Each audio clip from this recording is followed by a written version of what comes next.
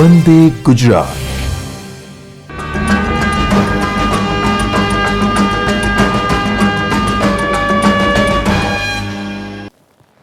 નમસ્કાર વિદ્યાર્થી મિત્રો, કેમ છે બધાને? મજામાં ને? મિત્રો, આજે આપણે નવા પ્રકરણની શરૂઆત કરવા જઈ રહ્યા છીએ. પ્રકરણ 15 NCERTના ધોરણ 12 જીવ વિજ્ઞાનની અંદર આપણે પ્રવેશ કરવા જઈ રહ્યા છીએ. પ્રકરણનું નામ છે મિત્રો જૈવ વિવિધતા અને સંરક્ષણ. તો પહેલાં તો પાઠનું નામ આપણે સમજીએ. જૈવ વિવિધતા. જૈવ એટલે સજીવ, વિવિધતા એટલે એમાં જોવા મળતું અલગપણું. દરેક સજીવ એકબીજાથી અલગ છે, એની ચર્ચા કરશું આપણે. બીજું, હવે જે આ જૈવ વિવિધતા કુદરતે આપણને આપેલી છે, એ જૈવ વિવિધતાનું આપણે સંરક્ષણ કેવી રીતે કરશું, એનું આપણે રક્ષણ કેવી રીતે કરશું, આપણે બધા સાથે મળી અને એને બચાવી રાખવા માટે કેવા કેવા પ્રયત્નો કરવા જોઈએ, શા માટે પ્રયત્નો કરવા જોઈએ. પહેલી વાત તો એ ને કે પ્રયત્ન શા માટે કરવા જોઈએ, જૈવ વિવિધતાને બચાવવા માટેના શા માટે આપણે પ્રયત્નો કરવા જોઈએ અને કેવા કેવા પ્રકારના પ્રયત્નો કરવા જોઈએ, શા માટે આપણા આ પૃથ્વી ઉપર રહેલી જૈવ વિવિધતા છે એ નષ્ટ થવા જઈ રહી છે, નાશ પામવા જઈ રહી છે, એની પણ ચર્ચા કરશું આ પ્રકરણની અંદર. વિદ્યાર્થી મિત્રો, પરીક્ષાની દ્રષ્ટિએ પણ ખૂબ અગત્યનું પ્રકરણ છે. ઇકોલોજીનું આ પ્રકરણ ઘણા બધા માર્ક્સ કવર કરાવે એવું છે, માટે ધ્યાનથી આપણે આ પ્રકરણ ઉપર આગળ વધીએ છીએ. પ્રકરણની શરૂઆત કરીએ છીએ એની પ્રસ્તાવનાથી. જોઈએ એની પ્રસ્તાવનાની અંદર શું કહેવા માંગે છે. જો દૂર રહેલી આકાશગંગામાંથી કોઈ એક એલિયન આપણી પૃથ્વી ઉપર ગ્રહની મુલાકાતે આવે તો સૌથી પહેલા વાત એની અભિભૂત અને અચંબિત કરશે, જે કદાચ આપણા પૃથ્વી પરના આપણા મીન્સ જીવનની અતિ વિશાળ વિવિધતા હશે કે જેઓ તેનો સામનો કરશે. માનવીઓ માટે પણ સજીવ જીવનની વિવિધતાસભર સમૃદ્ધ જાતિ કે જેની સાથે આ ગ્રહ પણ આપણે રહીએ છીએ તે આપણને આશ્ચર્યચકિત તેમજ મંત્રમુગ્ધ કર્યા વગર રહેતી નથી. સામાન્ય માણસ પણ ખૂબ જ મુશ્કેલીથી વિશ્વાસ કરશે કે અહીં આપણી પૃથ્વી ઉપર 20,000 કીડીની જાતિઓ, આપણે કીડી એટલે કીડી સમજીએ પણ હકીકતે કીડીની પણ 20,000 જાતિઓ છે. 3 લાખ જેટલા ભૃંગ કીટકોની જાતિઓ છે, 28,000 માછલીની જાતિઓ છે અને લગભગ 20,000 જેટલી ઓર્કિડ એક વનસ્પતિ છે એમની જાતો આપણને આ પૃથ્વી ઉપર જોવા મળે છે. તો જોઈએ કે આ કીડીઓથી આપણે બધા પરિચિત છીએ ને મિત્રો, પણ આ ભૃંગ કીટક કેવું છે, એ ઉપરાંત માછલીઓથી આપણે પરિચિત છીએ, પરંતુ ઓર્કિડ કેવા છે જોઈએ. મિત્રો, તમારી સામે જે અત્યારે જોવા મળે છે આ બધા ભૃંગ કીટકો છે કે જે મોટે ભાગે બધા સંધિપાદ સમુદાયના કીટકો છે. ત્યાર પછી આપણે વાત કરી ઓર્કિડની. તો આ ઓર્કિડ છે, આ તમને જે પુષ્પ દેખાય છે આ ઓર્કિડનું પુષ્પ છે મિત્રો. જે પણ એટલા બધા પ્રકારની ઓર્કિડ મળે છે આપણને કે આપણને વિશ્વાસ ન થાય કે એટલા બધા પ્રકારના કુદરતે કેટલી બધી આ વિવિધતાઓ આની અંદર આપી છે. આ પણ ઓર્કિડનું જ એક પુષ્પ છે જે તમને જોવા મળે છે સ્ક્રીન પર. હવે આપણે ધીરે ધીરે આ પાઠને આપણે 2 ભાગમાં ડિવાઈડ કરી નાખશું મિત્રો. એક છે જૈવ વિવિધતા અને બીજું છે એના સંરક્ષણની વાત કરશું. તો પહેલાં આપણે જૈવ વિવિધતાની ચર્ચા કરીએ છીએ કે જૈવ વિવિધતા એટલે શું. જૈવ વિવિધતા આપણા જીવાવરણમાં માત્ર જાતીય સ્તરે જ નહીં પરંતુ જીવશાસ્ત્રીય સંગઠન એટલે કે આયોજનના સ્તરે કોષોની અંદર મોટા અણુઓ, જેને આપણે બૃહદ અણુઓ તરીકે ઓળખીએ છીએ, થી લઈ અને જૈવ વિસ્તારો સુધીની ખૂબ જ વિવિધતા એટલે કે વિષમ વૈવિધ્યનું અસ્તિત્વ છે.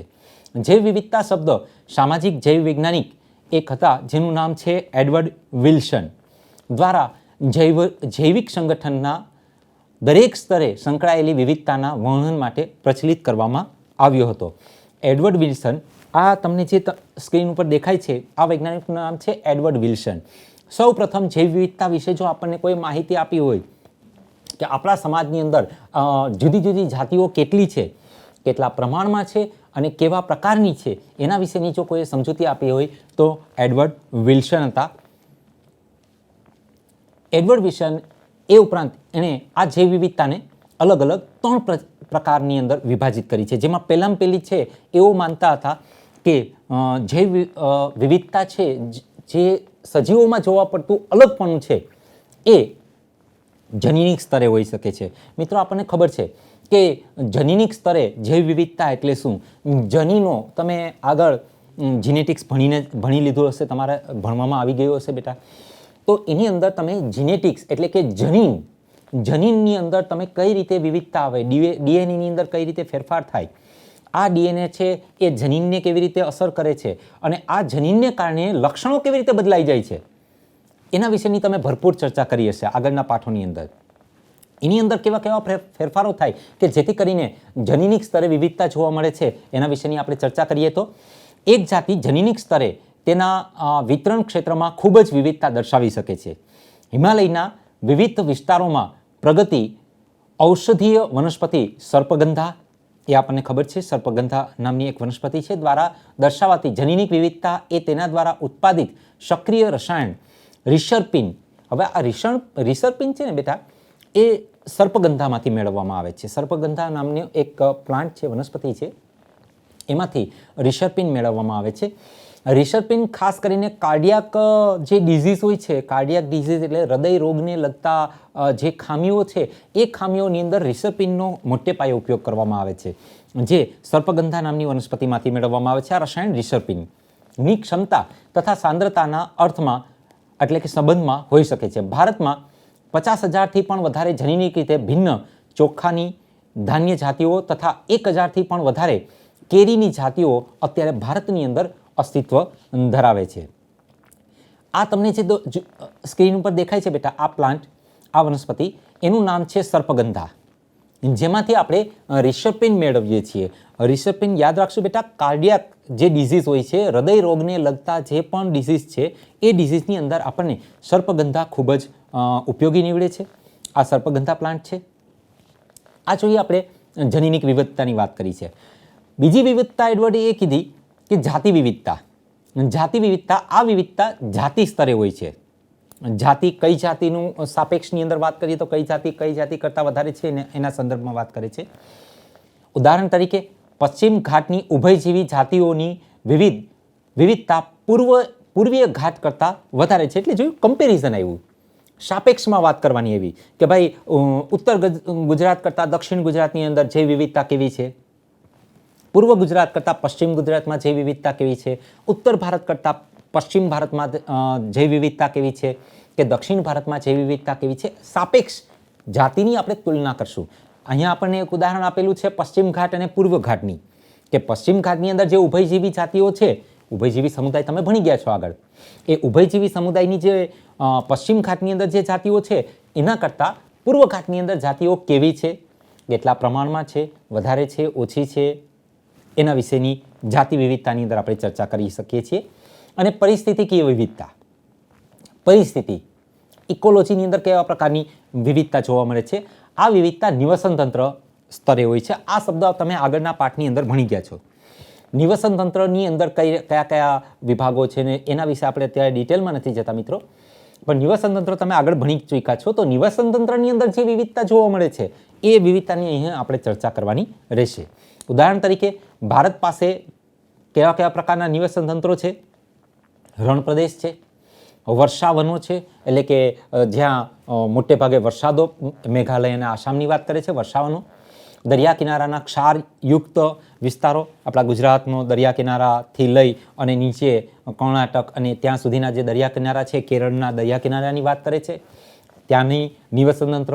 પરવાળાના ટાપુઓ, આપણને ખબર છે આપણી પાસે પુષ્કળ પરવાળા છે આપણા દરિયા કિનારે, એ ટાપુઓની વાત કરે છે. ભેજયુક્ત ભૂમિ, નિવસન તંત્ર ત્યાં કેવા પ્રકારનું છે.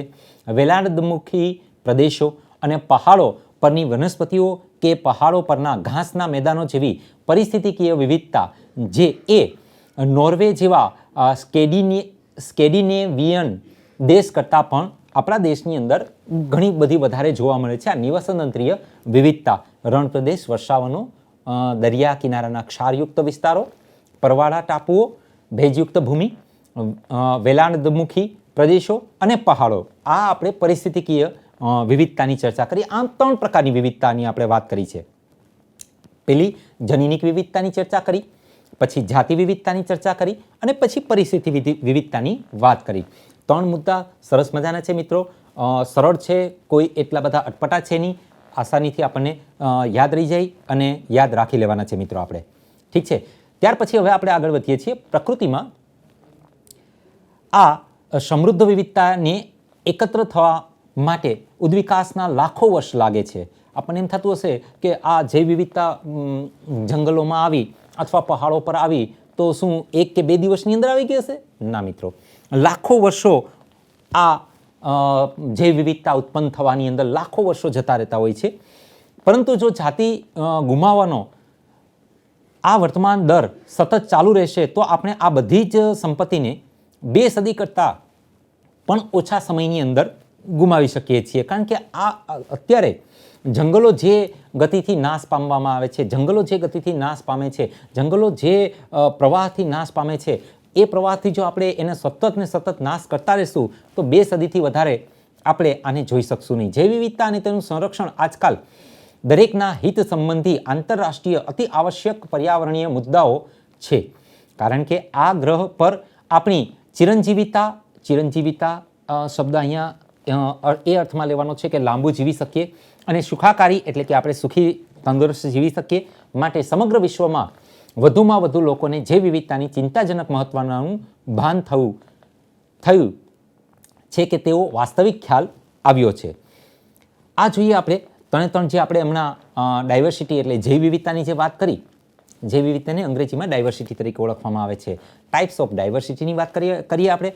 જીનેટિક ડાયવર્સિટી છે, સ્પીસીસ ડાયવર્સિટી છે એટલે કે જાતિ સંબંધિત ડાયવર્સિટી છે, અને ઇકોસિસ્ટમ ડાયવર્સિટી છે એટલે પરિસ્થિતિ વિદ્યાકીય ડાયવર્સિટીની અહીં આપણે 3 સ્તરની વાત કરવાની છે.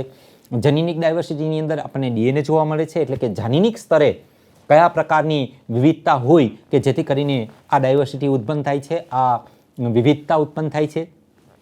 જાતિ, અલગ અલગ જાતિઓમાં કયા પ્રકારની વિવિધતા જોવા મળે છે, અને પરિસ્થિતિ વિદ્યાની અંદર પરવાળા તમને બતાવેલા છે કે એની અંદર કયા કયા પ્રકારના આપણને અલગ અલગ વિવિધતાઓ જોવા મળે છે. હવે આપણે વાત કરવાની છે કે પૃથ્વી પર તથા ભારતમાં કેટલી જાતિઓ છે. આમ તો બેટા હજી આપણે આ પૃથ્વી ઉપર ટોટલ કેટલી જાતિઓ છે એ અંદાજ કરી શક્યા છીએ. પરફેક્ટ આપણી પાસે આંકડો છે જ નહીં હજી સુધીનો. આ આંકડો આવશે હજારો વર્ષ, હજી આપણે કામ કરશું આની ઉપર. કારણ કે હજી તો આપણે પૃથ્વીને બહુ ઓછી જોઈ છે. પૃથ્વી ઉપર હજી એમ કહીએ તો કંઈ ખોટું નથી કે 70% પૃથ્વી તો હજી આપણે જાણવાની, ઓળખવાની, એની સાથે ઇન્ટ્રોડક્શન કરવાનું બાકી જ છે. 70%. હજી તો આપણે માત્ર થોડા ઘણી અંશ આપણે જોયા છે પૃથ્વીના. આ જે આપણે અત્યારે જોઈએ છીએ એ તો એનો એક માત્ર અંશ છે. હજી તો આપણે બહુ બધું આની અંદર જોવાનું બાકી છે, ઓળખવાનું બાકી છે, એને સમજવાનું બાકી છે. એટલે આ કેટલી જાતિઓ છે એવો પરફેક્ટ આંકડો કદાચ આપણે ન કહી શકીએ, પણ લગભગ આંકડાઓ આપણે કહી શકીએ કે લગભગ એટલા આંકડા છે, અને એની અંદરથી આપણે કેટલી શોધી કાઢી છે એના વિશેની આપણે જરૂર ચર્ચા કરી શકીએ. આપણા સુધી શોધાયેલી અને નામાંકિત બધી જ જાતિઓની નોંધણી પ્રકાશિત કરવામાં આવેલી છે. આજ સુધી આ બધામાંથી કેટલી બધી જાતિઓ નોંધાયેલી છે, પરંતુ પૃથ્વી પર કેટલી જાતિઓ છે આ પ્રશ્નનો જવાબ આપવો કોઈ માટે સહેલો નથી. સામાન્ય મનુષ્ય માટે તો નહીં, પણ વૈજ્ઞાનિકો માટે પણ આ પ્રશ્ન એક કોયડારૂપ છે હજી પણ. કારણ કે આના કેટલી જાતિઓ છે, કેટલા પ્રમાણમાં છે, એ તો ઘણો લાંબો સમય માંગી લે એ બાબત એવી છે, માટે સહેલો નથી. IUCN બેટા અંડરલાઈન કરી લેશું આપણે બધા જ. IUCN એનું પૂરું નામ થાય છે international union for conservation of nature and natural resources. Underline કરી લેજો. ફૂલ ફોર્મ આનું પૂછાઈ શકે આપણને. 2004 પ્રમાણે આજ સુધીની વર્ણન કરાયેલી વનસ્પતિ અને પ્રાણી જાતિઓની કુલ સંખ્યા 1.5 મિલિયન કરતાં સહેજે વધારે છે. વિચાર કરો, 1.5 મિલિયન. મિલિયન એટલે 10 લાખ. બાજુમાં લખી લેશું આપણે મિલિયન. 1 મિલિયન બરાબર 10 લાખ. તો 1.5 મિલિયન કરતાં પણ વધારે છે. વિચાર કરો કેટલી વધારે છે એ વૈજ્ઞાનિકોને નથી ખબર, પણ વધારે છે. પરંતુ આપણે ને સ્પષ્ટ ખ્યાલ નથી કે હજુ કેટલી જાતિઓની શોધ તથા વર્ણન કરવાનું આપણે બાકી છે. મેં તમને વાત કરી ને હમણાં જ કે આ પૃથ્વીનો તો આપણે એક અંશ માત્ર જોયો છે. હજી તો એટલું બધું હજી આમાં પડેલું છે કે હજી આપણે એને પૂરી રીતે ઓળખતા, સમજતા, એને પૂરી રીતે જોતા, એની સાથે આપણે શું કહેવાય વાર્તાલાપ કરતા હજારો વર્ષ નીકળી જશે બેટા.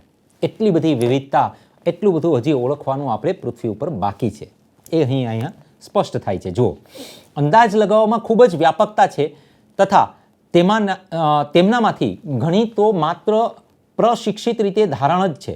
ઘણા વર્ગીકરણીય સમૂહો જૂથો માટે જાતિઓની શોધ ઉષ્ણકટિબંધીય દેશ કરતાં સમશીતોષ્ણ દેશોમાં વધુ પરિપૂર્ણ છે. એ ધ્યાનમાં લેવાયું કે ઉષ્ણકટિબંધમાં નોંધપાત્ર રીતે મોટા પ્રમાણમાં જાતિઓની શોધ હજી ઘણી બધી બાકી છે. સમશીતોષ્ણ કટિબંધની અંદર પરિસ્થિતિઓને કારણે આપણે ઘણી બધી શોધ કરી ચૂક્યા છીએ, પરંતુ ઉષ્ણકટિબંધની અંદર તો કેટલું બધું હજી એવું છે કે જે આપણે શોધ કરવાનું બાકી છે. જીવશાસ્ત્રીઓએ ઉષ્ણકટિબંધીય તેમજ સમશીતોષ્ણ પ્રદેશોમાં કીટકોના સમૂહોની જાતિ સમૃદ્ધિનો કંટાળાજનક અભ્યાસ, હવે આ કંટાળાજનક એટલે ઘણો લાંબો અને ઘણો બધો એટલો બધો વિસ્તરિત છે, માટે અહીં શબ્દ વાપરેલો છે કંટાળાજનક અભ્યાસ કરી તેમની આંકડાકીય તુલના કરી છે, અને આ પ્રમાણ એટલે કે ગુણોત્તરમાં તે વિસ્તારના પ્રાણીઓ અને વનસ્પતિઓના અન્ય જૂથોને પણ આવરી એટલે કે એની અંદર ઉમેરી દેવામાં આવેલા છે. પૃથ્વી પરની જાતિઓની કુલ સંખ્યાનો એકંદર અંદાજ લગાવ્યો. કેટલાક અંતિમ અંદાજોનો વિસ્તાર 20 થી 50 મિલિયન એટલે કે લગભગ 2 થી 5 કરોડ, વિચાર કરો, 2 થી 5 કરોડ હે જાતિઓનો આ અંદાજ છે. હજી તો ચોખ્ખો આંકડો નથી બેટા, સમજો, આ ચોખ્ખો આંકડો નથી, આ તો હજી અંદાજ છે. 2 થી 5 કરોડ સુધીનો છે. પરંતુ રોબર્ટ મે, આ એક વૈજ્ઞાનિકનું નામ છે, ખાસ અંડરલાઈન કરી લેજો વૈજ્ઞાનિક ઉપર. રોબર્ટ મે નામના વૈજ્ઞાનિક દ્વારા કરવામાં આવેલ વધુ સંકલિત અને વૈજ્ઞાનિક રીતે સચોટ અંદાજ પ્રમાણે વૈશ્વિક જાતિ વિવિધતા લગભગ 7 મિલિયન છે, હેને, એટલે કે 70 લાખ જેટલી છે. આપણે વર્તમાન ઉપલબ્ધ જાતિ સંશોધનને આધારે પૃથ્વીની જૈવ વિવિધતા વિશેના કેટલાક રસપ્રદ ઉદ્દેશ્યોને જોઈએ. ઘણી અંદાજિત જાતિઓના 70% કરતાં પણ વધારે પ્રાણીઓ છે, જ્યારે બધી જ વનસ્પતિઓ એટલે કે લીલ છે, ફૂગ છે, દ્વિઅંગી છે, અનાવૃત બીજધારીઓ છે, આવૃત બીજધારીઓ સમાવેશિત એટલે કે ભેગી કરીએ તો પણ તે કુલ ટકાવારીના લગભગ 22% કરતાં પણ વધારે નથી. ટકાવારી યાદ રાખી લેશું. પ્રાણીઓની અંદર આપણે વાત કરીએ તો કીટકો એ સૌથી વધારે જાતિ સમૃદ્ધિ ધરાવતો વર્ગીકરણીય સમૂહ છે. તે પ્રાણીઓની કુલ ટકાવારીના 70%થી પણ વધારે છે. તેનો અર્થ એ છે કે આ ગ્રહ પર દરેક 10 પ્રાણીઓએ 7 કીટક છે. બોલો, વિચાર કરો ને, 10 પ્રાણી તમે આમ ભેગા કરો તો એની અંદર 7 તો તમને કીટક જોવા મળે. વિશ્વમાં ફૂગની જાતિઓની સંખ્યા એ મત્સ્ય, ઉભયજીવી, સરીસૃપ અને સસ્તનોની જાતિઓની એકત્રિત કુલ સંખ્યા કરતાં પણ ઘણી બધી વધારે જોવા મળે છે. જોઈએ, જો આકૃતિની અંદર આપણને કેટલાક મુખ્ય વર્ગકોની જાતિ સંખ્યા દર્શાવતું જૈવ વિવિધતાનું ચિત્રણ કરવામાં આવ્યું છે. એમાં પહેલું ચિત્ર છે ઇનવર્ટિબ્રેટ્સ. ઇનવર્ટિબ્રેટ્સ એટલે અપૃષ્ઠવંશીઓની આપણે અહીં વાત કરવાની છે, જેની અંદર ઇન્સેક્ટ છે. જો મોટો ભાગ ઇન્સેક્ટ એટલે કીટકોનો છે. પછી બીજા છે મોલાસ્કસ. મોલાસ્કસ એટલે મૃદુકાય સમુદાયના વાત કરવાની છે. મૃદુકાય સમુદાય લીલો જે પોર્શન બતાવેલો છે મૃદુકાય સમુદાયની વાત કરવાની છે. ત્યાર પછી છે સ્તરકવચી અને અન્ય પ્રાણીઓની આટલી વાત કરવાની છે.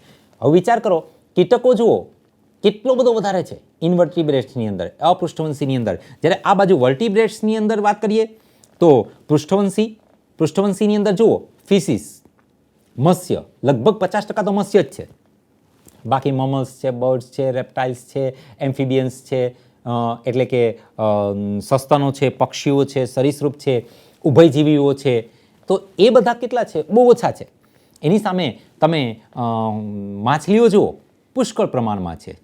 અને વનસ્પતિઓની જો વાત કરીએ તો મોસ એટલે કે દ્વિઅંગી વનસ્પતિ જે મોસ છે એની વાત કરીએ. ફર્ન્સ અને એલિલ્સ છે તો ત્રિઅંગી અને સહજીવીઓની વાત કરીએ.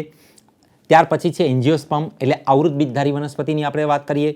લાઇકેન્સ છે, આલ્ગી છે, અને આ બાજુ ફંજાઈ છે એટલે કે ફૂગ છે. જો તમે ફૂગ અને એન્જિયોસ્પર્મની સંખ્યા ઘણી જ વધારે અહીં જોવા મળે છે. બાકી બધા ખૂબ છે, પૃથ્વી ઉપર છે, પણ ખૂબ ઓછા પ્રમાણની અંદર છે. દેખાય છે મિત્રો? એટલે આ ચાર્ટ આપણે યાદ રાખી લેવાનો છે. આ ચાર્ટને આપણે મગજમાં ઉતારી લેવાનો છે. આ ચાર્ટમાંથી આપણને કઈ રીતે પ્રશ્ન હોઈ શકે? તો નીટની અંદર આમાંથી આપણને પ્રશ્ન આની અંદરથી પૂછાઈ શકે કે ભાઈ આ ચાર્ટ છે, પૃષ્ઠવંશીનો ચાર્ટ છે કે અપૃષ્ઠવંશીનો ચાર્ટ છે કે પ્રાણીઓનો ચાર્ટ છે, તો એમાં જે નામ આપેલા છે એની જગ્યાએ એ અને બી કરી અને તમને આમાંથી પ્રશ્ન હોઈ શકે છે નીટની અંદર બેટા. એટલે અને આપણા પ્રશ્નની અંદર પણ આકૃતિની અંદર આ આકૃતિ આમાંથી કોઈ પણ એકની આકૃતિ આપી અને તમને એમાંથી પ્રશ્ન પૂછી શકે. એટલે આ ચાર્ટ આપણે યાદ રાખી લેવાનો છે મિત્રો. ઠીક છે. આ અંદાજ અકોષકેન્દ્રીય સજીવો. હવે અકોષકેન્દ્રીય આદિકોષકેન્દ્રીય સજીવો એટલે બેક્ટેરિયા અને જે છે ને આદિકોષકેન્દ્રીય સજીવો એની વાત કરે છે કે બેક્ટેરિયા માટેની કોઈ સંખ્યા આપતો નથી. આમાં ક્યાંય આપણે બેક્ટેરિયાની તો હજી વાત જ ન કરી હે ને. જીવશાસ્ત્રીઓએ એ ચોક્કસ ખાતરી નથી કે આદિકોષકેન્દ્રીય જાતિઓની સંખ્યા કેટલી હોઈ શકે છે, કારણ કે બેક્ટેરિયાને કાઉન્ટિંગ કરવું, એનું કાઉન્ટિંગ ખૂબ અઘરું છે. એની ગણતરી કરવી લગભગ એમ કહીએ તો અશક્ય જેવી છે. માટે એ તો હજી આપણે આમાં જાણી જ નથી શક્યા.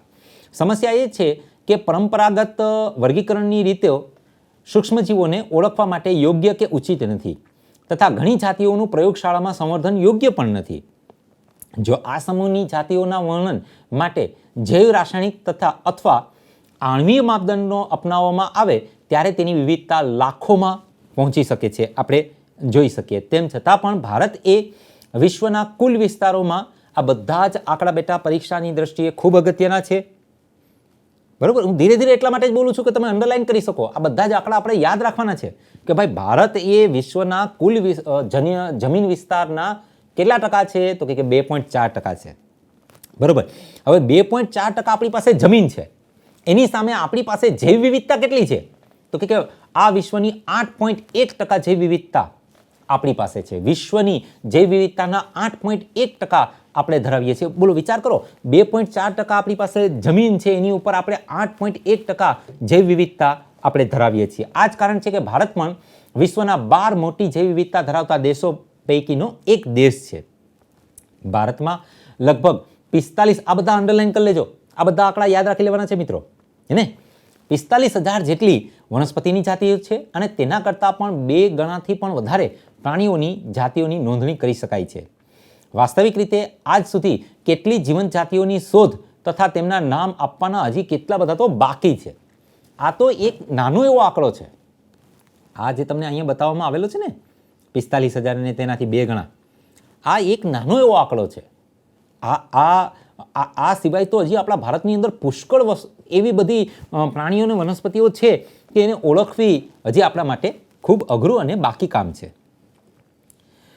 જો આપણે રોબર્ટ મેના વૈશ્વિક અંદાજનો સ્વીકાર કરીએ તો હજુ સુધી માત્ર કુલ જાતિઓના 22% જાતિઓની જ શોધ થઈ છે. વિચાર કરો કેટલા ટકા બાકી છે? 22% છે તો 78% તો બાકી રહી ગયો છે આપણી પાસે, હે ને? 78% જે આપણે આ વિશ્વને ઓળખવાનું બાકી જ છે, ભારતને ઓળખવાનું બાકી જ છે. ભારતને નહીં, આખા વિશ્વની વાત કરીએ છીએ આપણે. 78% બાકી છે, 22% જ ઓળખી શક્યા છે. બોલો, સમજાય મારી વાત? એટલે હજી તો આપણે ઘણું બધું કામ કરવાનું બાકી છે. આ પૃથ્વીને તો હજી આપણે ઓળખી જ નથી. હજી તો આ પૃથ્વીને આપણે શું કહેવાય, એની સાથે પરિચય કેળવવાની શરૂઆત કરી છે. હજી તો આપણે આ પૃથ્વીને હજી તો આપણે આત્મીયતા કેળવીએ છીએ. હજી તો એને ઓળખવાની તો હજી બાકી જ છે. બોલો, વિચાર કરો, 78% તો હજી બાકી છે. ભારતમાં વિવિધતાની સંખ્યા માટે આ ટકાવારીના અમલનો આપણે અંદાજ લગાવીએ તો 1 લાખથી પણ વધારે વનસ્પતિની જાતિઓ અને 3 લાખથી પણ વધારે પ્રાણીઓની શોધ તથા વર્ણન કરવાનું હજી આપણે બાકી કામ પડ્યું છે. અને આ કામ ઘણું જ અઘરું અને લાંબુ છે બેટા, અને ઘણા વર્ષો નીકળી જશે આ કામની અંદર. આ કાર્યને પૂર્ણ કરવા માટે કેટલી પ્રશિક્ષિત માનવ શક્તિ, એટલે પ્રશિક્ષિત માનવ શક્તિ એટલે એનો મતલબ વર્ગીકરણ વૈજ્ઞાનિકો કેટલા બધા જોશે એમ.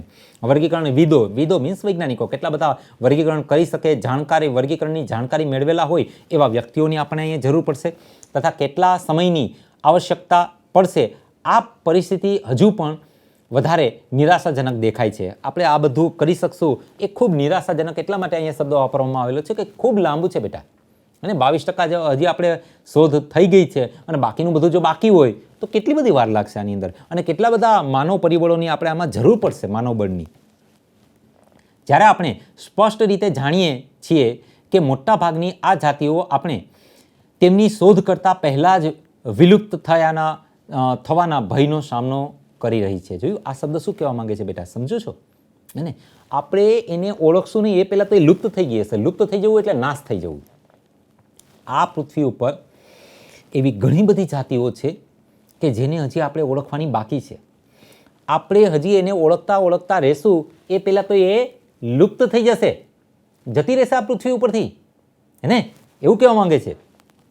પ્રકૃતિના જૈવિક પુસ્તકાલયમાં સંગ્રહિત બધા જ પુસ્તકોના શીર્ષકોને આપણા દ્વારા સૂચિબદ્ધ કરતા પહેલા જ તેનો અગ્નિદાહ થઈ રહ્યો છે. જોયું? આ એક આપણને મુહાવરો આપવામાં આવેલો છે કે પુસ્તકાલયમાં સંગ્રહિત બધા જ પુસ્તકો. હવે પુસ્તકાલયમાં સંગ્રહિત બધા પુસ્તકો એટલે પુસ્તકાલયની લાઇબ્રેરીની વાત નથી કરવામાં આવેલી અહીંયા. આ પુસ્તકાલયમાં સંગ્રહિત બધા જ પુસ્તકો એટલે આપણા વિશ્વની અંદર જેટલી જૈવ વિવિધતા છે એ બધાની વાત કરે છે. એ શીર્ષકોના આપણા દ્વારા સૂચિબદ્ધ કરતા પહેલાં, એટલે આપણે એને ઓળખીએ, વર્ગીકરણમાં ગોઠવીએ, એનું વર્ગીકરણ કરીએ, એનું નામાંકન કરીએ, એ પહેલાં તો અગ્નિદાહ થઈ રહ્યો છે. અગ્નિદાહ થઈ રહ્યો છે એટલે એ નષ્ટ થઈ રહી છે બેટા.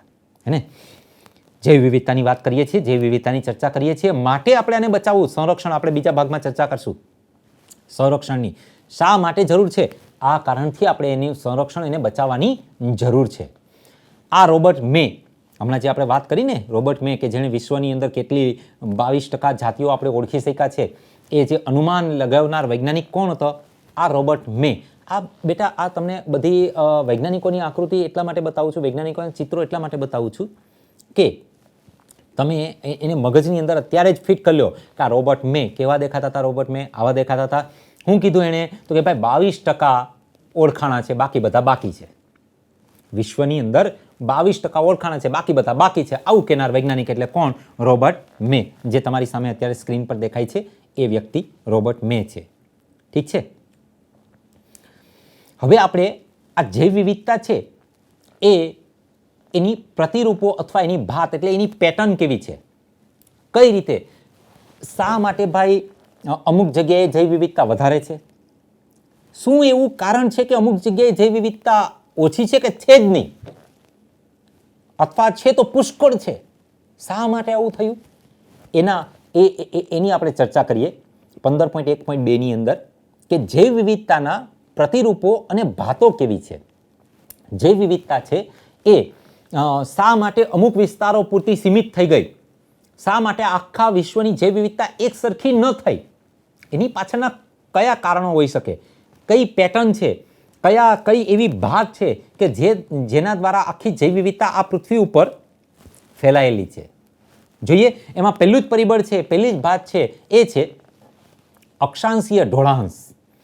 હવે આ અક્ષાંશીય ઢોળાંશ એટલે કેની ચર્ચા કરવાની છે આની અંદર આપણે એ પહેલાં હું તમને કહી દઉં. અક્ષાંશીય ઢોળાંશ એટલે આપણે વિષુવવૃત્તની અને જે પોલ છે, આપણે 8મા 9મા 7મા ધોરણના ભૂગોળની અંદર અને 9માના ભૂગોળની અંદર આપણે આના વિશે ભણી ગયા છીએ. વિષુવવૃત્ત ને કર્કવૃત્ત ને આ ને તે ને બધું, અને પોલર એટલે ધ્રુવો, ધ્રુવ જે છે એને પોલર કહીએ છીએ આપણે. તો એ પોલ અને વિષુવવૃત્ત અને જે કર્કવૃત્તના પટ્ટા છે એની આપણે અહીંયા વાત કરીએ છીએ. તો એ અક્ષાંશીય ઢોળાંશની ચર્ચા કરીએ. પહેલાં તો આપણે પ્રાણીઓ અને વનસ્પતિઓની વિવિધતા સમગ્ર વિશ્વમાં સમાન નહીં પરંતુ અસમાન વિતરણ દર્શાવે છે. પ્રાણીઓ તેમજ વનસ્પતિઓના ઘણા સમૂહો માટે વિવિધતામાં રસપ્રદ ભાતો મળે છે, જેમાં ખૂબ જ જાણીતી વિવિધતામાં અક્ષાંશીય ક્રમબદ્ધ ઢોળાંશ એટલે કે ઉતાર ચઢાવ, ઢોળાંશ એટલે ઉતાર ચઢાવ, ઢાળ, ઢોળાંશ, ઉતાર ચઢાવ છે. સામાન્યતઃ વિષુવવૃત્ત એટલે કે ભૂમધ્ય રેખા વચ્ચે જે આવેલી હોય ને, ભૂમધ્ય એટલે વચ્ચે આવેલી રેખા થી ધ્રુવો, ધ્રુવ એટલે પોલ, પોલ એટલે ઉત્તર ધ્રુવ અને દક્ષિણ ધ્રુવની વાત કરે છે, ઉપરનો ધ્રુવ અને નીચેના ધ્રુવની વાત કરે છે. તો ધ્રુવો તરફ જઈએ તેમ જાતિ વિવિધતા ઘટતી જાય છે. શું કીધું? ફરીથી યાદ રાખી લેજો, આ વસ્તુ યાદ રાખવા જેવી છે. વિકલ્પની અંદર સરસ મજાનો અંડરલાઈન કરી લેજો. વિષુવવૃત્તથી ધ્રુવો તરફ જઈએ તેમ જૈવ વિવિધતા ઘટે, અને ધ્રુવો પરથી વિષુવવૃત્ત તરફ આવો, ભૂમધ્ય રેખા તરફ આવો એટલે જૈવ વિવિધતા વધે. આ વધે અને ઘટે, ક્યારે વધે ને ક્યારે ઘટે એ યાદ રાખી લેજો. હે ને? વિષુવવૃત્ત એટલે વચ્ચેનો પટ્ટો, એનાથી ઉપર જાઓ તો પણ ઘટે.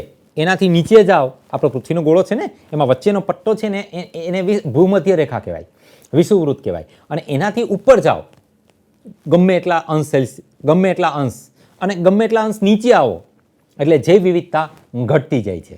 જુઓ, ઉષ્ણકટિબંધીય વિસ્તાર અક્ષાંશીય સીમા 23.5 ઉત્તરથી 23.5 દક્ષિણ, એટલે ભૂમધ્ય રેખા હતી, એનાથી 23.5 ઉપરની તરફ અને 23.5 નીચેની તરફ.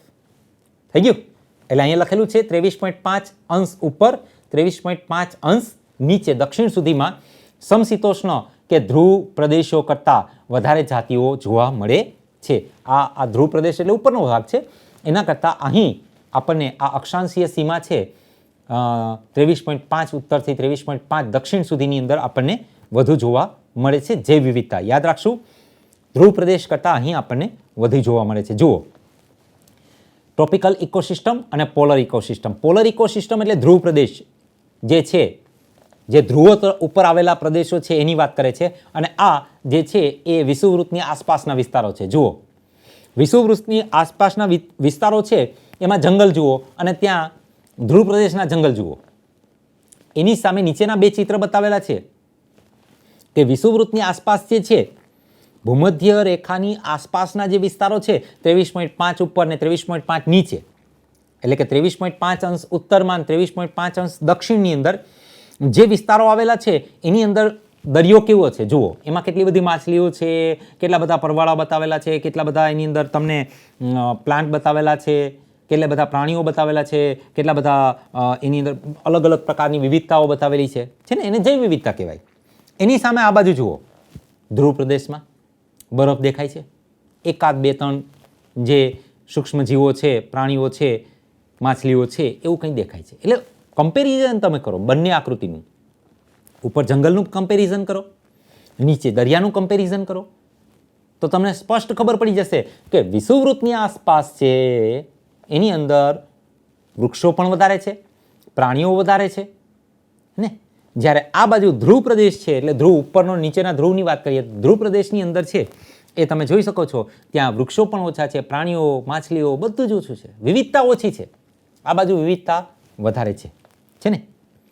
જુઓ, આ એક બીજી આકૃતિ અહીંયા બતાવેલી છે. ઇક્વેટર એટલે વિષુવવૃત્તની વાત કરે છે, એ વચ્ચેનો ભૂમધ્ય રેખાની વાત કરે છે. આ ભૂમધ્ય રેખાની ઉપર જાઓ લો ડાયવર્સિટી, નીચે પણ લો ડાયવર્સિટી, ઉપર અને નીચે એટલે ધ્રુવ. આ પૃથ્વીનો ગોળો એની વચ્ચેની જે બતાવે છે કાળા કલરની લાઈન, એ જે છે ને એને ભૂમધ્ય રેખા કહેવાય. બરાબર? ઉપર જે છે, ઉપર જાઓ, ઉપર લો ડાયવર્સિટી લખેલું છે, નીચે પણ લો ડાયવર્સિટી લખેલું છે. એ બંને ધ્રુવ છે, ઉપરનો ધ્રુવ અને નીચેનો ધ્રુવ, હે ને. તો ધ્રુવ પ્રદેશ તરફ આપણે જઈએ તો ત્યાં ડાયવર્સિટી ઓછી છે, જૈવ વિવિધતા ઓછી છે. વચ્ચે હાઈ ડાયવર્સિટી એટલે જૈવ વિવિધતાનું પ્રમાણ વચ્ચે વધારે છે. આ આકૃતિ યાદ રાખી લેશો, પેલો મુદ્દો ભૂલાશે નહીં. એ મુદ્દો ખાસ અગત્યનો છે. ફરી પાછી વાત કરું છું, વિષુવવૃત્તથી તમે ઉપર ઉત્તરમાં અને દક્ષિણમાં જાઓ છો ત્યારે જૈવ વિવિધતા ઘટતી જાય છે. ધ્રુવો તરફ જાઓ, જૈવ વિવિધતા ઘટતી જાય છે. ધ્રુવો તરફથી મધ્ય તરફ આવો, જોજો બંને રીતે પ્રશ્ન પૂછી શકે, તમારે ખાસ સમજવાનું છે આ વસ્તુ કે ભૂમધ્ય રેખાથી ધ્રુવ તરફ જાઓ તો જૈવ વિવિધતા ઘટે, પરંતુ ધ્રુવ તરફથી મધ્ય રેખા તરફ આવો, ભૂમધ્ય રેખા તરફ આવો તો જૈવ વિવિધતા વધે છે. આ વસ્તુ ખાસ યાદ રાખવાની છે મિત્રો આપણે. બરાબર છે? વિષુવવૃત્તની નજીક રહેલા કોલંબિયામાં 1400 જેટલી પક્ષીઓની જાતિઓ છે, જ્યારે 41 અંશ ઉત્તરમાં રહેલા ન્યુયોર્કમાં 105 જેટલી જાતિઓ પક્ષીઓની જાતિઓ છે ને 71 અંશ ઉત્તરમાં સ્થિત ગ્રીનલેન્ડ ફક્ત ઘણી બધી ઓછી જાતિઓ અહીં ધરાવે છે. જોયું? હવે તમે જુઓ કે 71 અંશ છે ગ્રીનલેન્ડની અંદર 56 પક્ષીઓની જાતિઓ, અહીંયા પ્રિન્ટિંગ મિસ્ટેક છે, 56 નથી છપાયેલું આપણી, તો 56 પક્ષીઓની જાતિઓ છે ત્યાં. તો વિષુવવૃત્તની નજીક છે એટલે પેલી ભૂમધ્ય રેખા છે એની નજીક કોલંબિયા છે, તો કોલંબિયાની અંદર 1400 પક્ષીની જાતિ. એનાથી આપણે ઉપર ચડ્યા 41 અંશ ઉપર ઉત્તરની અંદર તમે જુઓ તો ન્યુયોર્ક છે, ન્યુયોર્કની અંદર 105 જેટલી પક્ષીની જાતિ છે, એટલે એના કરતાં ઘટી ગઈ જૈવ વિવિધતા. વિવિધતા ઘટીને જૈવ વિવિધતા, આ સમજાય છે મિત્રો? જૈવ વિવિધતા ઘટી. જો હજી 71 અંશ ઉપર જાઓ, ભૂમધ્ય રેખાથી 41 ઉપર ગયા, 105 પક્ષીઓ મળ્યા, 71 ઉપર ગયા, ગ્રીનલેન્ડ આવ્યું. આ ગ્રીનલેન્ડની અંદર ફક્ત 56 જાતિઓ જ છે. બોલો. એટલે જેમ જેમ આપણે ઉપર તરફ જઈએ છીએ, ધ્રુવ તરફ જઈએ છીએ, એમ એમ પક્ષીની જાતિઓ ઘટતી જાય છે. આંકડા યાદ રાખી લેવાના છે. વિષુવવૃત્તની નજીક 1400, 41 અંશ ઉત્તરની અંદર જાઓ તો ન્યુયોર્ક આવે છે 105, અને 71 અંશ ઉપર જાઓ તો ગ્રીનલેન્ડ આવે છે, જેની અંદર ફક્ત 56 જાતિઓ જ પક્ષીઓની છે. ભારત કે જેનો અધિકતમ જમીન વિસ્તાર ઉષ્ણકટિબંધીય અક્ષાંશમાં છે, તે 1200થી પણ વધારે પક્ષીઓની જાતિઓ ધરાવે છે. ઇક્વાડોર જેવા ઉષ્ણકટિબંધીય વન વિસ્તારમાં વાહક પેશીધારી વનસ્પતિઓ એટલે અનાવૃત બીજધારી, આવૃત બીજધારી એની વાત કરે છે. તો વાહક પેશીધારી વનસ્પતિઓની જાતિઓ યુએસએના મધ્ય પશ્ચિમ જેવા સમશીતોષ્ણ ક્ષેત્રના વન વિસ્તારો કરતાં 10 ગણી વધારે અહીં આપણને જોવા મળે છે. દક્ષિણ અમેરિકા હવે જો આવે છે એમેઝોન. અત્યાર સુધી આપણે એમેઝોન ઓનલાઈન શોપિંગ જોયું છે, હે ને? હા, એ એમેઝોન નથી હો મિત્રો. એમેઝોન ઓનલાઈન શોપિંગની વાત નથી. આ એમેઝોન શું છે? એમેઝોનના જંગલોની વાત છે. એમેઝોનના જંગલો એટલે આપણી પૃથ્વી પરના સૌથી ગાઢ, જૈવ વિવિધતાની દ્રષ્ટિએ સૌથી સમૃદ્ધ અને પુષ્કળ ત્યાં વૃક્ષો અને પ્રાણીઓ અને પક્ષીઓ અને કીટકો એવો જે જંગલ છે, એનું નામ છે એમેઝોન. એમેઝોન જંગલો તમે જોયા પણ હશે. યાદ કરો, આપણે એક પિક્ચર જોયું છે એનાકોન્ડા. જોયું હશે તમે બધાએ એનાકોન્ડા નામનું પિક્ચર. એ એનાકોન્ડા નામના પિક્ચરની અંદર જે તમને બતાવવામાં આવેલું છે, જે આખું જંગલ, એ આખું જંગલ કયું છે? એમેઝોનનું જંગલ છે. એમેઝોન એ આ પૃથ્વીના કહીએ તો ફેફસા છે. એમેઝોન એ આ પૃથ્વી ઉપરની અંદર સૌથી વધારે ઓક્સિજનનો જથ્થો જો આ પૃથ્વીને આપનાર જો કોઈ જંગલ હોય તો એમેઝોનના જંગલો છે. આ પૃથ્વીના સૌથી કાર્બન ડાયોક્સાઇડની અંદર પ્રમાણ ઓછું કરવાની અંદર સૌથી વધારેમાં વધારે જો કોઈ જંગલો ભાગ ભજવતા હોય તો એ એમેઝોનના જંગલો છે. એમેઝોન એ આપણા પૃથ્વીના ફેફસા છે મિત્રો.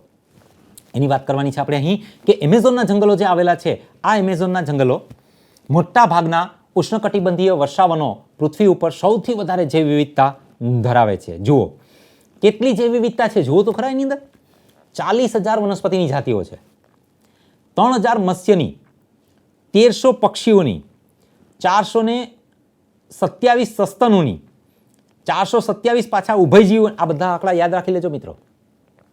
378 સરીસૃપની, 1,25,000થી પણ વધારે અપૃષ્ઠવંશી પ્રાણીઓની જાતિઓનું નિવાસસ્થાન છે.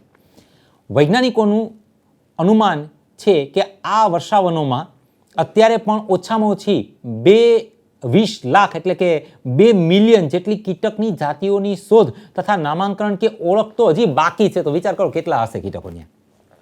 કેટલા કીટકો?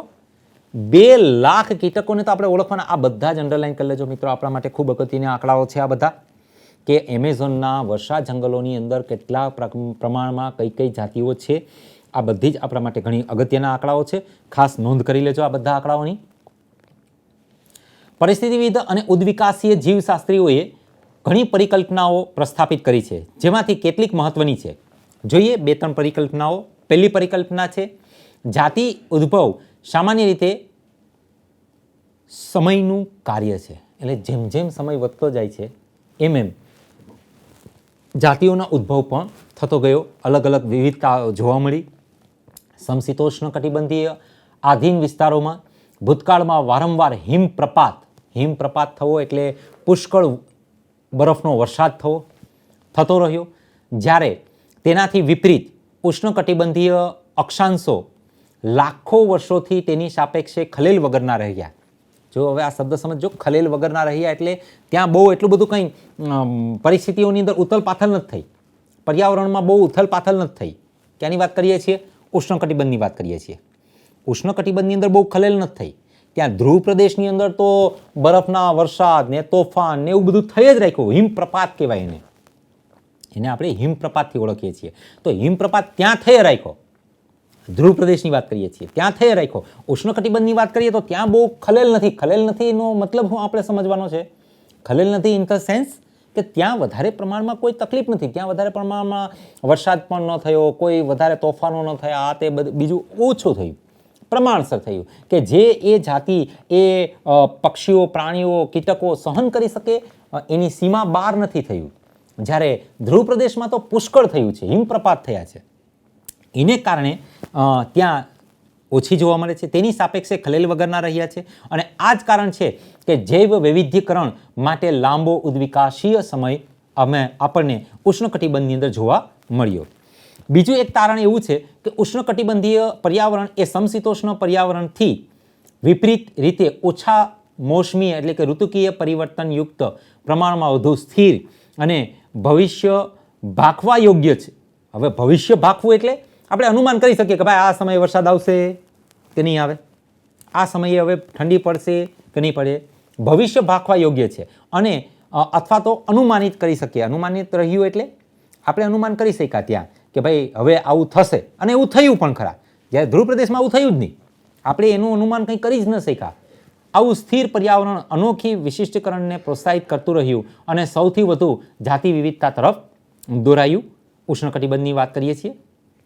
ત્રીજું એનું એક મુખ્ય કારણ એ પણ હોઈ શકે કે વિષુવવૃત્તીય પ્રદેશોમાં વધુ સૌર ઉર્જા ઉપલબ્ધ છે.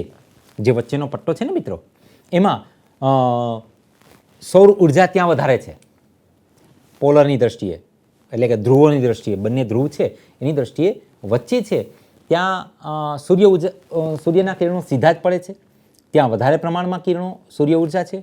આપણને ખબર છે વધારે પ્રમાણમાં સૂર્ય ઉર્જા હશે તો વધારે પ્રકાશ સંશ્લેષણ થશે. પ્રકાશ સંશ્લેષણના પ્રમાણને આધારે ત્યાં વધારે પ્રમાણમાં વનસ્પતિઓ, પ્રાણીઓ, વધારે વનસ્પતિઓ હશે, વધારે વનસ્પતિઓ હશે તો વધારે પ્રાણીઓ હશે. સિમ્પલ લોજિક છે ને. વિષુવવૃત્તીય પ્રદેશોમાં વધુ સૌર ઉર્જા ઉપલબ્ધ છે કે જે તેના ઉચ્ચ ઉત્પાદનમાં સહભાગી બને છે. ઉચ્ચ ઉત્પાદન એટલે ત્યાં પ્રકાશ સંશ્લેષણ વધારે છે. આ ઉચ્ચ ઉત્પાદકતા સૌથી વધુ વિવિધતા માટે પરોક્ષ રીતે ફાળો આપે છે. પરોક્ષ રીતે એટલે ઉત્પાદકતા વધારે હશે, પ્રકાશ સંશ્લેષણ વધારે હશે, વધારે વનસ્પતિઓ ઉત્પન્ન થશે, વધારે વનસ્પતિઓ ઉત્પન્ન થશે, વધારે પ્રાણીઓ હશે, વધારે પક્ષીઓ હશે, વધારે કીટકો હશે. એ રીતે અહીંયા પરોક્ષ રીતે ફાળો આપે છે એવી વાત કરે છે. હવે જાતિ વિસ્તારના સંબંધો, આપણે પહેલો મુદ્દો જોયો, અક્ષાંશીય ઢોળાંશની વાત કરી. ભાગ જોઈએ છે આપણે, પેટર્ન જોઈએ છે હે, જાતિ વિવિધતાની પેટર્ન જોઈએ છે. તો પહેલી પેટર્ન હતી અક્ષાંશીય ઢોળાંશની, આપણે ચર્ચા કરી આગળ. હવે બીજો એક વૈજ્ઞાનિક છે એલેક્ઝાન્ડર વોન હમ્બોલ્ટ. આ વૈજ્ઞાનિકે જાતિ વિસ્તારના સંબંધોની અંદર પુષ્કળ કામ કરેલું. કેટલી જાતિઓ ક્યાં છે તો શા માટે છે, નથી તો શા માટે નથી, ઘણી બધી ચર્ચાઓ એણે કરેલી છે. જર્મનીના મહાન પ્રકૃતિવિદ અને ભૂગોળશાસ્ત્રી એલેક્ઝાન્ડર વોન હમ્બોલ્ટ દક્ષિણ અમેરિકાના જંગલોના વેરાન પ્રદેશોમાં તેમના પ્રારંભિક અને વ્યાપક સંશોધન દરમિયાન અવલોકન કર્યું કે શોધખોળ એટલે કે સંશોધન વિસ્તારમાં વધારો કરવા માટે કોઈ પ્રદેશની જાતિ સમૃદ્ધિમાં વધારો થાય છે, પરંતુ માત્ર અમુક મર્યાદા સુધી જ. હકીકતમાં વર્ગકો એટલે આવૃત બીજધારી વનસ્પતિઓ, પક્ષીઓ, ચામાચીડિયા, મીઠા જળની માછલીઓની વ્યાપક વિવિધતા માટે જાતિ સમૃદ્ધિ અને વિસ્તાર વચ્ચેનો સંબંધ એક લંબચોરસ અતિવલય વળાંકમાં જોવા મળે છે. હવે આ જે છે, હવે જે આના પછીનો જે તમને ગ્રાફ આપેલો છે મિત્રો, જો ટેક્સ્ટબુકમાં છે ને, આ જે ગ્રાફ છે એ આપણા માટે પરીક્ષાની દ્રષ્ટિએ ખૂબ અગત્યનો છે. આ ગ્રાફ સમજવાનો છે. લંબચોરસ અતિવલય છે, જુઓ તમે આમ ગોળાકાર છે ને, લંબચોરસ અતિવલય છે. આ લંબચોરસ અતિવલય કેવી રીતે ઉત્પન્ન થયો છે? એ જાતિ સમૃદ્ધિ એક તરફ તમને બતાવેલું છે એ જાતિ સમૃદ્ધિ છે, અને બીજી તરફ એ વિસ્તાર છે. જોઈએ આ એલેક્ઝાન્ડર વોન હમ્બોલ્ટ કે જેણે જાતિ વિસ્તારના સંબંધો વિશે આપણને પુષ્કળ ચર્ચા કરીને આ જે વલયો અતિવલય બતાવેલો છે અહીંયા, એ અતિવલય એ એમની દેન છે. આ અતિવલય જુઓ, દેખાય છે મિત્રો? એક તરફ તમને વાય અક્ષ છે, અહીંયા એક્સ અને વાય નથી આપેલા, આપણે 0 વચ્ચે બરોબર છે ખૂણો પડે છે ત્યાં 0 લખી લો મિત્રો. ઉપરની તરફ એક્સ તમારી ટેક્સ્ટબુકમાં નોંધ કરી લો, અરે ઉપર તરફ વાય નોંધ કરી લો, અને એરિયા એટલે કે વિસ્તાર બતાવેલો છે એ તરફ ખૂણા ઉપર તમે એક્સ આપી દો. એ એક્સ અક્ષ છે, ઉપરનો વાય અક્ષ છે. હવે તમે બ્લુ લાઇન જે તમને બતાવે છે એ છે સ્પીસીસ રિચનેસ એટલે કે જાતિ સમૃદ્ધિ.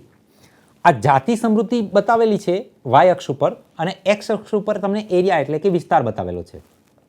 હવે એક સૂત્ર છે S is equal to S બરાબર CA/Z. આ એક સૂત્ર આપેલું છે. આ સૂત્રના આધારે હમ્બોલ્ટે આ જાતિ સમૃદ્ધિની વાત કરી કે જેમ જેમ જોયું ઝીરોથી નથી શરૂઆત થતી હો. એ આ ગ્રાફ દોરવામાં ખાસ યાદ રાખવાનું છે મિત્રો. આપણે એરિયા કે સ્પીસીસનેસ આપણે રિચનેસ છે એ ઝીરોથી નથી શરૂ કરવાની, બરાબર છે. કારણ કે આપણે એક ચોરસ મીટર લેશું ને તો એમાં પણ અમુક જાતિઓ તો હશે હે ને. તો એવો આપણે એક આ જેમ જેમ આપણે વિસ્તાર વધારતા જઈએ છીએ, તમે જોઈ શકો છો અહીં જો આપણે જેમ જેમ વિસ્તાર વધારતા જઈએ છીએ એમ આ ભાગની વાત કરું છું હું. આ જે જગ્યાએ અત્યારે કર્સર દેખાય છે અહીંથી આપણે આમ જેમ જેમ વિસ્તાર વધારતા જઈએ છીએ એમ જાતિ સમૃદ્ધિ પણ વધતી જાય છે. પણ જુઓ આ એક એવો ભાગ આવી ગયો છે કે અહીંથી હવે જાતિ વિવિધતા વધતી નથી, દેખાય છે, એ સ્થિર થઈ ગઈ. આ જાતિ વિવિધતા સ્થિર થઈ ગઈ. એટલે કહેવાનો મતલબ એવો છે કે આપણે એક સોસાયટી લીધી આપણી. આ સોસાયટીની અંદર કેટલી જાતિ વિવિધતા છે, કેટલા વૃક્ષો છે, કેટલા પૃષ્ઠવંશી છે પ્રાણીઓ, કેટલા અપૃષ્ઠવંશી પ્રાણીઓ છે, કેટલી આવૃત બીજધારી, કેટલી લીલ છે, કેટલી ફૂગ છે, એ તમે જુઓ હે ને.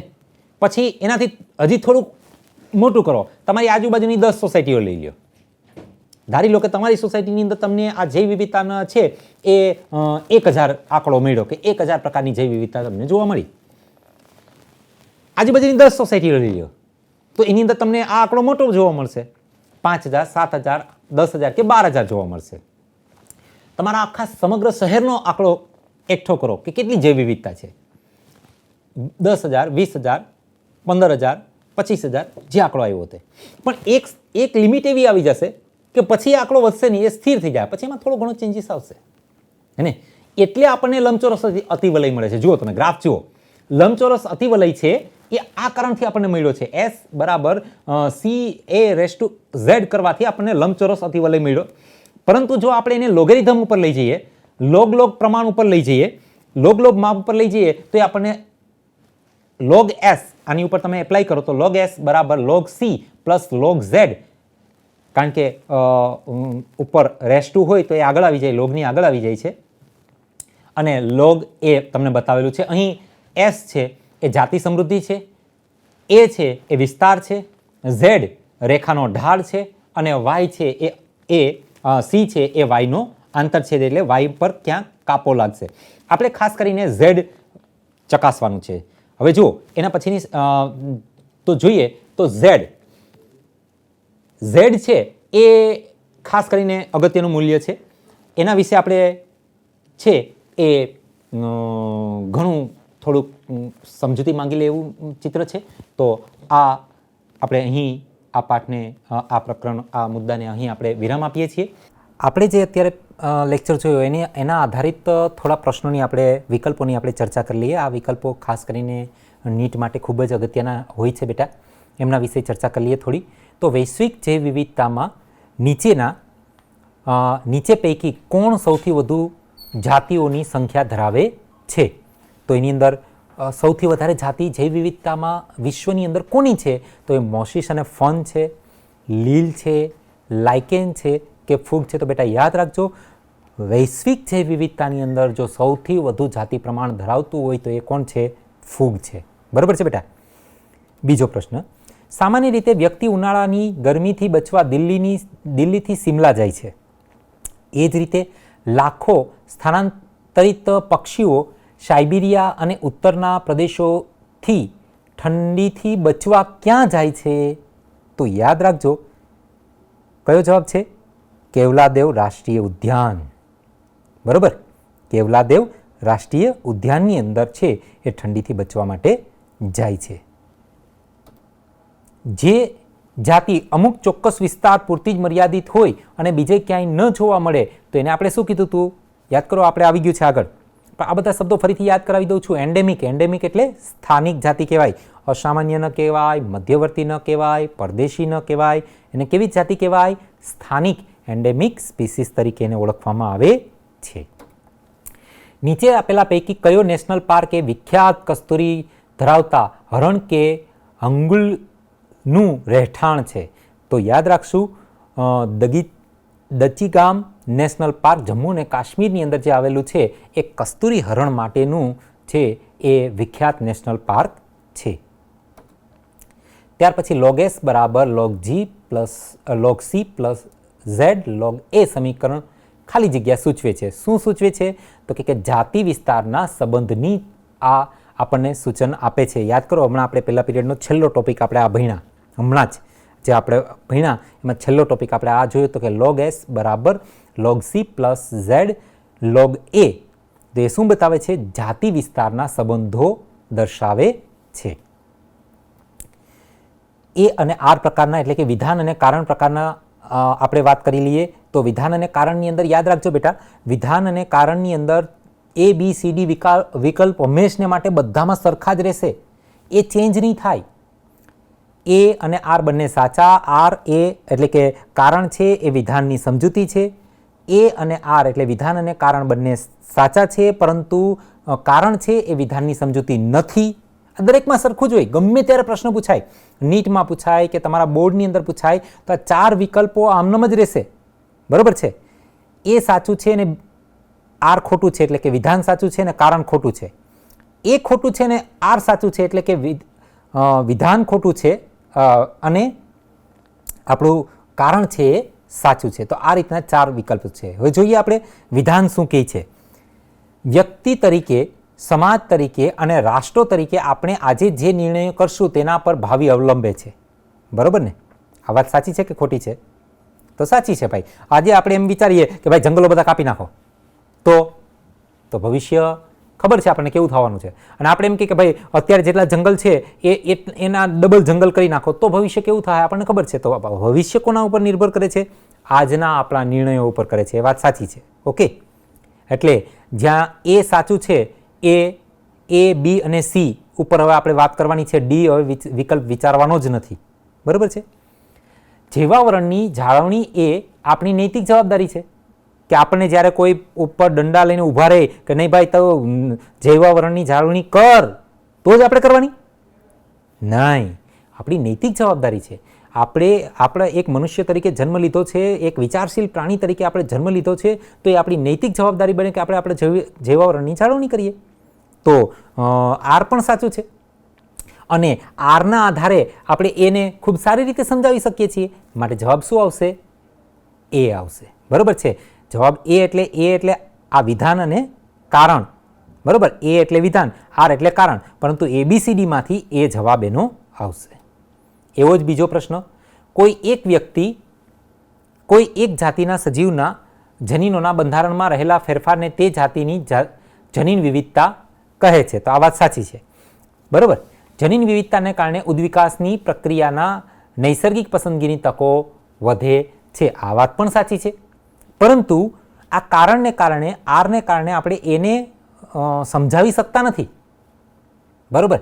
માટે જવાબ કયો આવશે? બી, કે ભાઈ એ અને આર બંને સાચા છે, પરંતુ આર છે એ એની સમજૂતી નથી.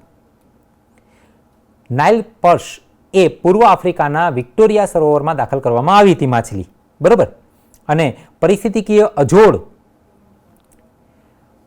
સ્થાનિક સિચલિડ માછલીઓની 200 જાતિઓ એક સાથે લુપ્ત થઈ ગઈ. તો એ અને આર બંને સાચા છે અને આ આર છે એ એની સમજૂતી પણ છે. તો જવાબ કયો આવશે? એ.